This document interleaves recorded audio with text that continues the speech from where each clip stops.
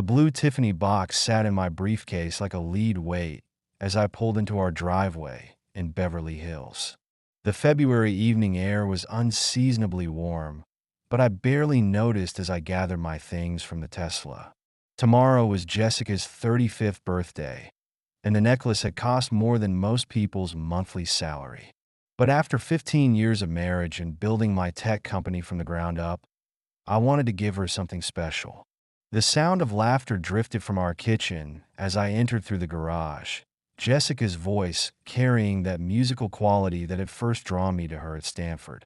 "Oh my God, he was absolutely amazing last night," I heard her say, her tone brimming with an excitement I hadn't heard in months. I paused in the hallway, my hand still on my briefcase, something in her voice making me hesitate. "The way he moved, it was just so natural," Jessica continued, followed by what sounded like a dreamy sigh. Our daughter Ashley's voice chimed in. "I told you he was good, Mom. David's been teaching salsa for like 10 years. My chest tightened at the unfamiliar name, and I found myself pressing closer to the wall, straining to hear more. "I can't believe I waited this long to take dance lessons," Jessica said, and I could picture her expressive hands gesturing as she spoke. "Dad never wanted to go with you, remember?" Ashley's words felt like a small betrayal, making me wince. "Your father's always been too busy with the company," Jessica replied, a note of resignation in her voice that I'd never noticed before. "Well, David's definitely not too busy," Ashley giggled, and something in her tone made my stomach turn. I stood there frozen, my mind racing through the past few months, cataloging small changes I'd dismissed. Jessica's sudden interest in salsa dancing 3 months ago hadn't seemed suspicious at the time. The new dresses, the carefully styled hair, the extra time at the gym, I'd actually been pleased she was taking care of herself. The late-night phone call she'd taken the garden, her voice low and intimate, I'd attributed to the time difference with her sister in New York. Now each memory took on a different hue, colored by this conversation about a dance instructor named David. "He's so different from what I'm used to." Jessica's voice dropped lower, more intimate, and I had to strain to hear. "Mom!" Ashley exclaimed, but she was laughing. "What?" "I'm just saying, it's nice to feel." Jessica paused, and I held my breath, alive again. The weight of those words pressed against my chest like a physical force. I thought about the blue box in my briefcase, the elegant diamond necklace that had seemed so perfect this morning. Now it felt like a naive gesture, a poor substitute for whatever Jessica was finding in her dance lessons. Quietly, I retreated down the hallway, my shoes silent on the marble floors that Jessica had insisted on during our last reno. Vadayon. In my home office, I closed the door and sank into my leather chair, the one Jessica had surprised me with last Christmas. Every object around me suddenly seemed to hold memories of our life together, each one now tinged with doubt. My hands shook slightly as I pulled out my phone, opening Instagram where Jessica had been posting more frequently lately. I scrolled through her feed, past the carefully filtered photos of lunch with friends, sunset yoga sessions, and there, a group photo from her dance studio, Jessica in the front row, wearing a red dress I'd never seen before. Behind her stood a man who had to be David, tall, athletic, probably in his early 30s, with the kind of smile that belonged in toothpaste commercials. His hand rested casually on Jessica's shoulder, and even in the still photo, I could see something in the way they leaned toward each other.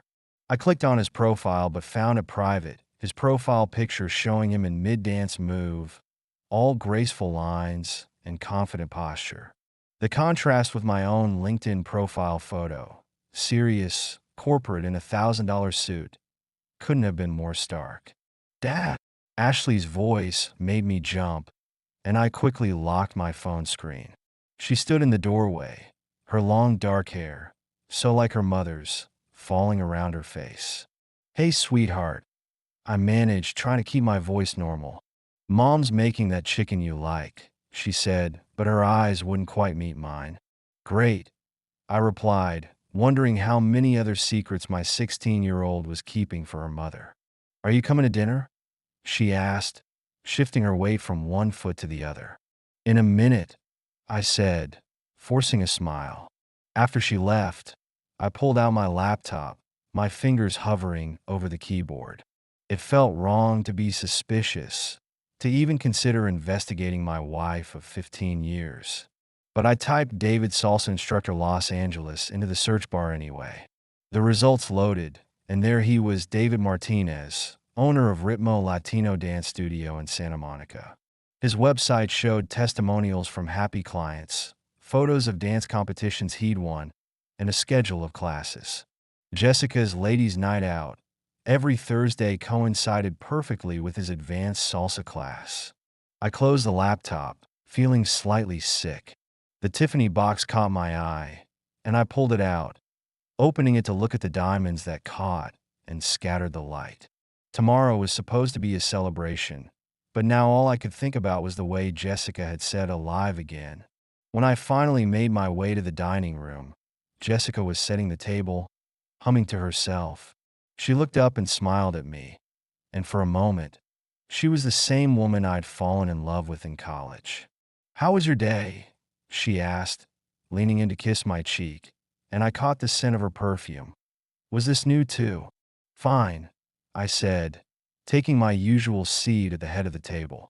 Ashley was Aurea, DY texting under the table, probably telling her friends about her mom's dance instructor.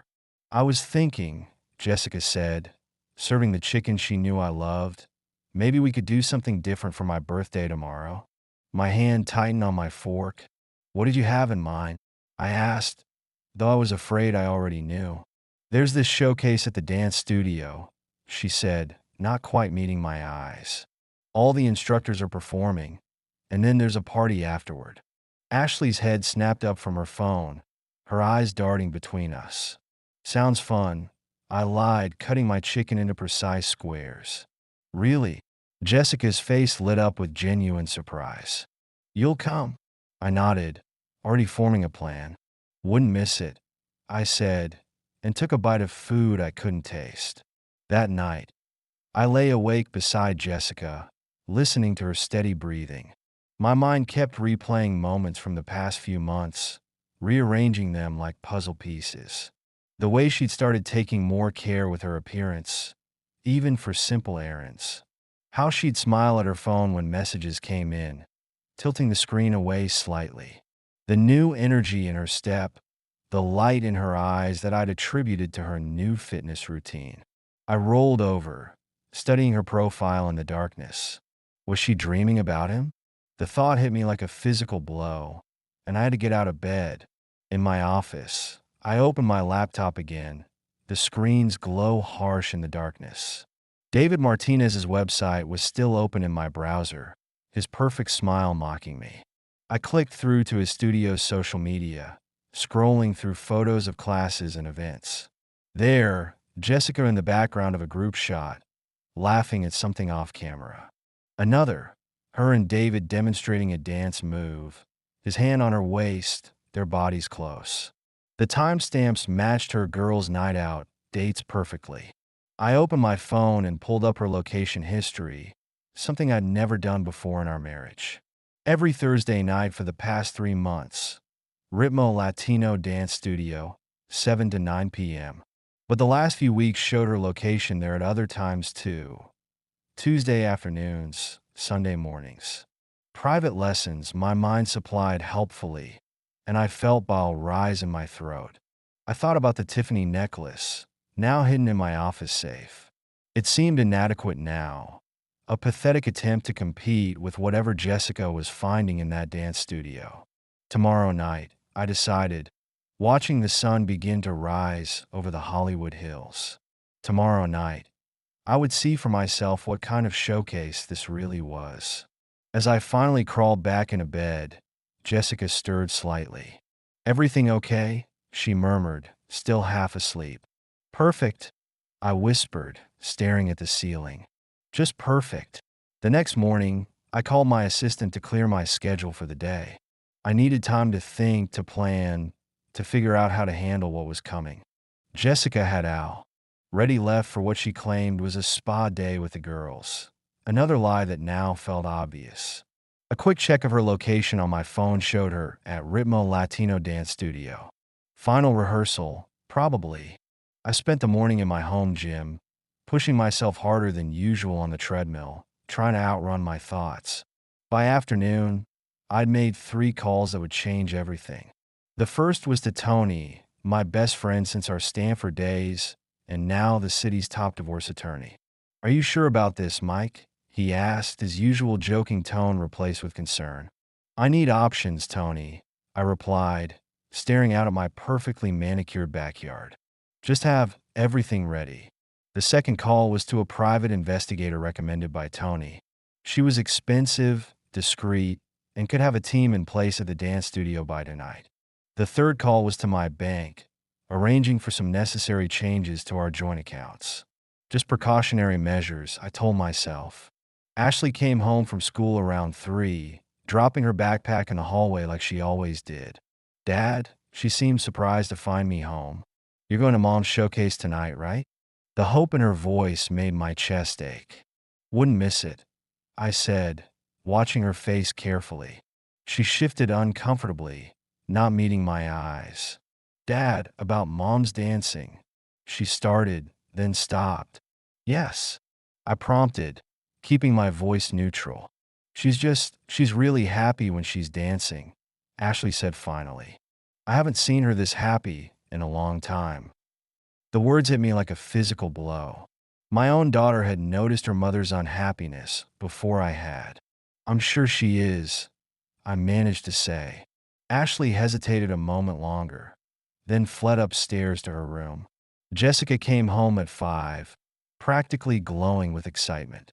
"I need to start getting ready," she announced, brushing past me with a quick kiss. "The showcase starts at 8. I watched her practically dance up the stairs, her energy palpable.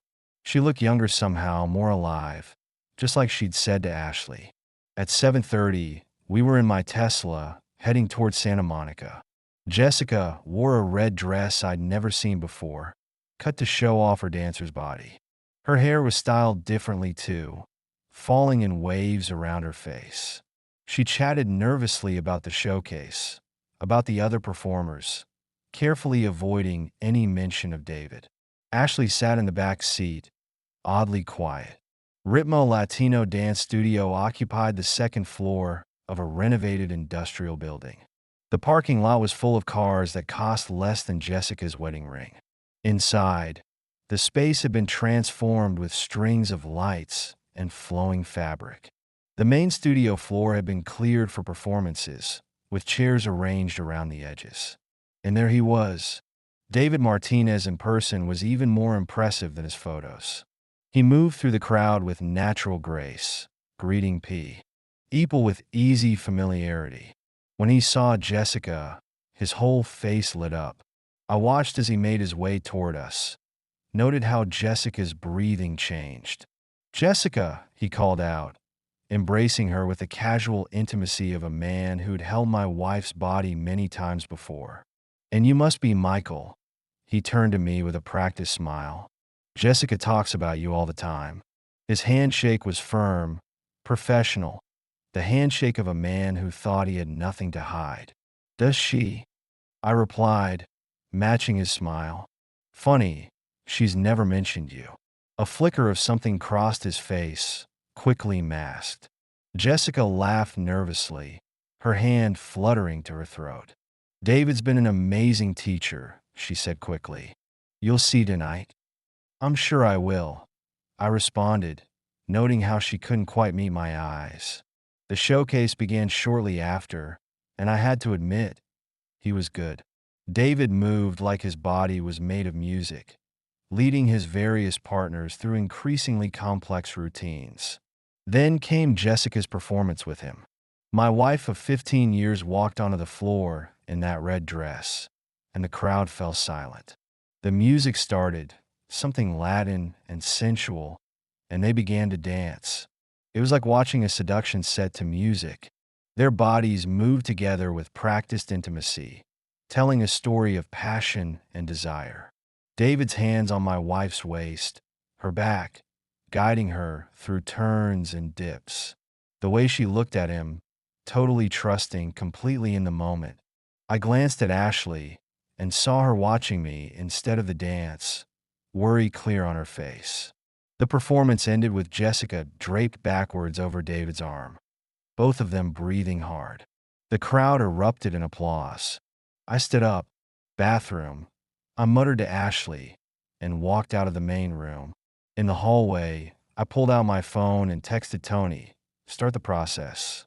His reply came immediately. "Are you sure?"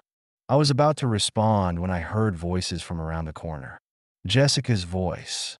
David's voice. I moved closer, silent on the hardwood floors. "That was incredible," Jessica was saying, her voice breathless. "You were incredible," David replied. "I've never had a student like you, Jessica." There was a pause, and I held my breath. "David, chill," he said softly. "I know." Another pause, longer this time. "He's watching," Jessica whispered. "Let him," David replied. The sound that followed could only be a kiss. I'd heard enough. Silently, I made my way back to the main room, my mind surprisingly clear. The party was in full swing now, people dancing, drinking, laughing. Jessica returned a few minutes later, her lipstick slightly smudged. "Where's Ashley?" she asked, looking around nervously. "With her friends," I replied, nodding toward where our daughter stood with a group of teenagers. "Having fun." She looked at me sharply, something in my tone making her pause. "What's wrong?" she asked. Nothing." I smiled, and it felt like my face might crack. "Everything's perfect." The rest of the evening passed in a blur. I watched Jessica dance with David again and again, each touch between them now laden with new meaning. I watched Ashley watching them, saw the guilt in her eyes when she looked at me. I watched other couples, other families, wondering if they too were built on lies. When we finally left, David hugged Jessica goodbye, holding her just a fraction too long. "See you Tuesday," he said, and I noted the way Jessica stiffened slightly. The drive home was silent. Ashley fell asleep in the back seat. Jessica stared out the window, humming softly to herself. I drove on autopilot, my mind already moving to the next phase of my plan. The Tiffany box sat in my office safe, waiting for tomorrow. Jessica's actual birthday. The day everything would change. I spent most of the night in my office, making calls and finalizing arrangements. Tony had everything prepared. The divorce papers, the evidence, all of it professionally presented in a leather portfolio. "You don't have to do it this way," he'd said during our midnight call. But I knew I did. The sun was rising over Los Angeles when I finally went upstairs to shower and change. Jessica was still asleep, her face peaceful, innocent. I watched her for a moment, remembering the girl I'd fallen in love with at Stanford. The one who'd believed in me when I was just another ambitious kid with a tech startup dream. The one who'd sworn to love me forever. I got dressed carefully. Tom Ford suit, Hermes tie, the expensive watch she'd given me for our 10th anniversary. The restaurant I'd booked for her birthday dinner was the most exclusive in Beverly Hills. The guest list included 30 of our closest friends and family. The perfect audience, I thought grimly. Jessica spent the morning accepting phone calls and text messages from well-wishers. She seemed distracted, checking her phone more often than usual. I knew she was waiting for a message from him. Around noon, I heard her on the phone in the garden, speaking softly in Spanish. Another thing I hadn't known, she'd been learning Spanish. For him, obviously. Ashley gave her mother a handmade birthday card and a silver bracelet. The guilt was clear in my daughter's eyes when she hugged me good morning. "Everything okay, Dad?" she asked, studying my face. "Perfect," I replied, straightening my tie. "Just perfect." The day crawled by, each hour an eternity. I worked in my office, finalizing the changes to our accounts that I'd initiated yesterday. The private investigator had sent her final report, complete with photos and timestamps. Tuesday afternoons, Sunday mornings, all documented in high-resolution color. I added them to the portfolio Tony had prepared. At 6, Jessica emerged from our bedroom, looking stunning in a black designer dress. "You look beautiful," I told her, "and me in it." She smiled, touching the empty space at her throat where the Tiffany necklace should have been. "No gift," she teased, kissing my cheek. "Later," I promised. The restaurant's private room was already full when we arrived. Friends stood up to hug Jessica, wish her happy birthday, compliment her dress. I watched her work the room, the perfect hostess, the perfect wife. Such a convincing performance. Ashley sat between her two best friends, looking uncomfortable in her party dress. She kept glancing at her phone, then at me, then at her mother. Dinner proceeded exactly as planned. The wine flowed, the conversation hummed, the five-star food arrived with impeccable timing. After the main course, just before dessert, I stood up. The room gradually fell silent. "I'd like to make a toast," I said, picking up my wine glass. Jessica beamed at me from her seat, radiant in the candlelight. 15 years ago, I married the most beautiful, intelligent woman I'd ever met. Appreciative murmurs from our guests. She believed in me when no one else did, supported me through the hard times, celebrated the good times. Jessica's smile faltered slightly. She gave me a wonderful daughter, a beautiful home, and what I thought was a perfect life. The room was completely silent now, so it seems only fitting that on her birthday, I give her something special in return. I reached down and picked up the Tiffany box from beside my chair. Jessica's eyes lit up. I walked around the table to stand beside her. "Happy birthday, darling." She took the box with slightly trembling hands. The whole room watched as she untied the white ribbon, lifted the lid. Instead of the diamond necklace, she found the leather portfolio. "What?" she began, then fell silent as she opened it. The photos spilled out first. Her and David in various embraces, timestamps clearly visible. The transcripts of their text messages. The bank records showing her payments for private lessons. The room erupted in gasps and whispers. Jessica's face went white. "Jim," she whispered, using my college nickname for the first time in years. "Please." "The divorce papers are underneath," I said, loud enough for everyone to hear. "Tony's already filed them with the court." Ashley jumped up from her seat. "Dad, no." "Sit down, sweetie," I said gently. "Your mother and I need to handle this." Jessica was still staring at the photos. "How did you?" "Does it matter?"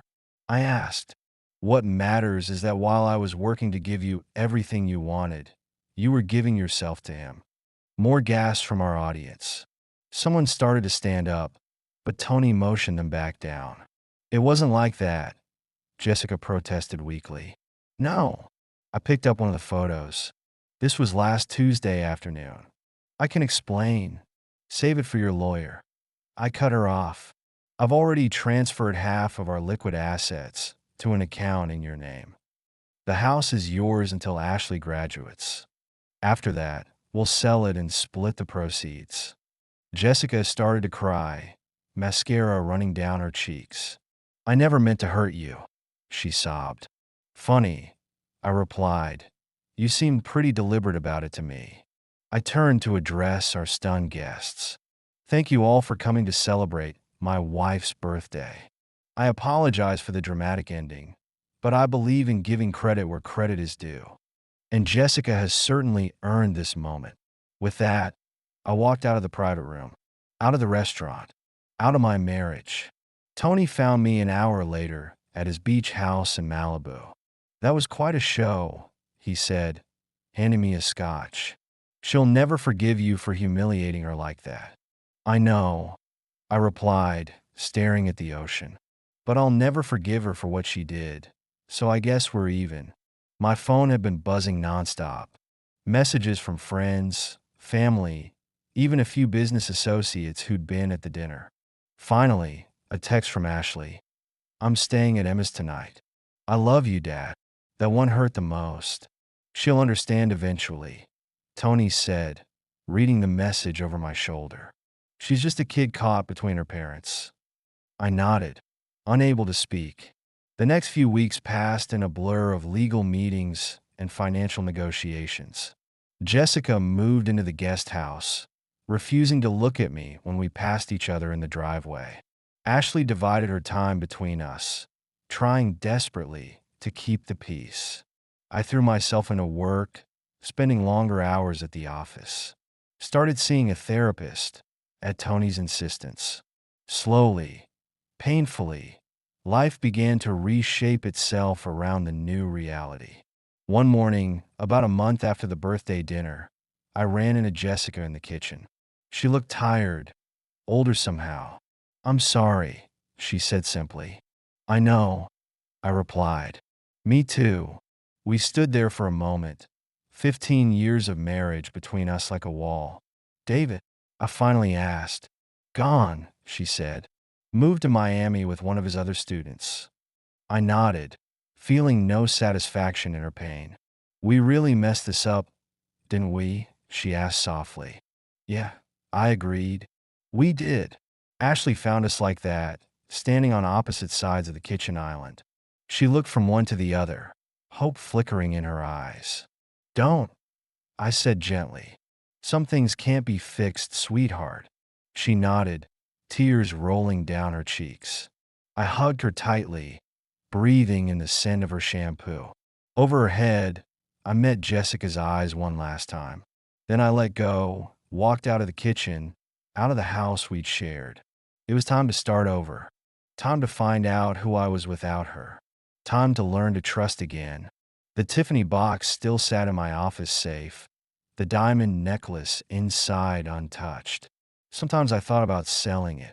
Instead, I kept it as a reminder.